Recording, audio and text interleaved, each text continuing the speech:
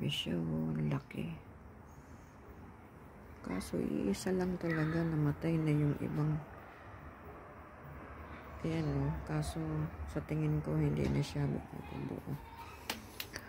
Ito naman yung aking tomato. Maraming bunga. Ayan, oh. Tomato ko. Daming bunga niya. Ito po. Very good. Dito lang po yan sa balkon. So, ito naman yung aking ano ba yung tawag nito? Panlagay sa soup. Yan kanina yung aking niluto. Kinunan ko ng dahon. So, malaki na rin yung tomato dito sa taas. Baka ibaba ko na yan siya. Yan pa yan. Tomato. Yan lang talaga nabubuhay dito sa akin. So, next time, tanim siguro ako ng ampalaya. Grabe yun. Ang daming ano. Yan pa oh. Yan, tumubo lang yan kasi yung mga yan eh. Kasi nagdidilig ako dito ng ano. Tapos, nakakatuwa kasi may tububong dahon dito. Ano ba ito? Ano ba ito? Hala, ano kaya ito? Ano kaya yung tumubo na to?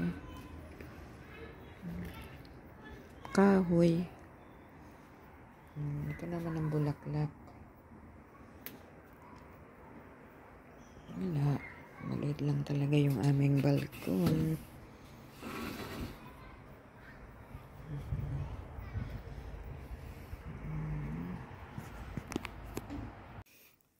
Ito yung tanim ko dyan. Ang lalaki ng dahon niya. Tanim ko dun sa aking balkon. So, ngayon, gugulayin na kita. Ayan. Ginisa ko lang yan siya. Tapos, kaunting toyo. Yan lang naman. Ginisa sa sibuyas, bawang. Tapos, nilagyan nyo ng kaunting asin.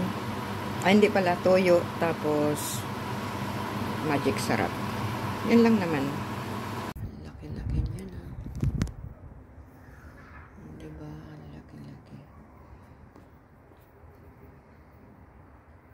So,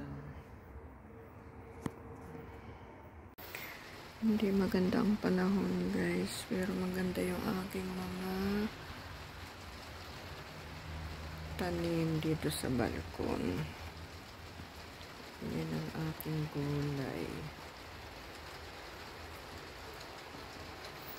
Tanim muna ako ng gulay. Yan ang aking mga tomato.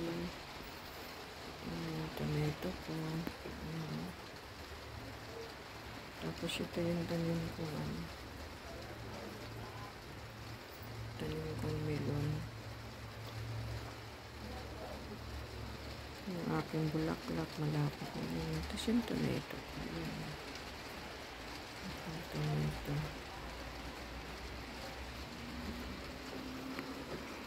Grabe. Natatakot na naman ako. Pero ito, hinog na ito, guys. Yan o, kasi hindi na ano yung kwan. Sigurado hinog na ito. Pero hindi ko muna kukunin kasi nga hindi pa ako pwedeng kumain ng melon. Ganda ng tomato ko. Ang sarap pa naman ito. Tomato. Tapos yung gulay ko pwede ko nang lutuin ngayon.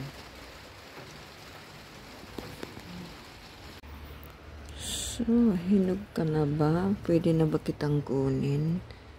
Pero tuyo na to, pwede na bang kunin? Grabe siyan.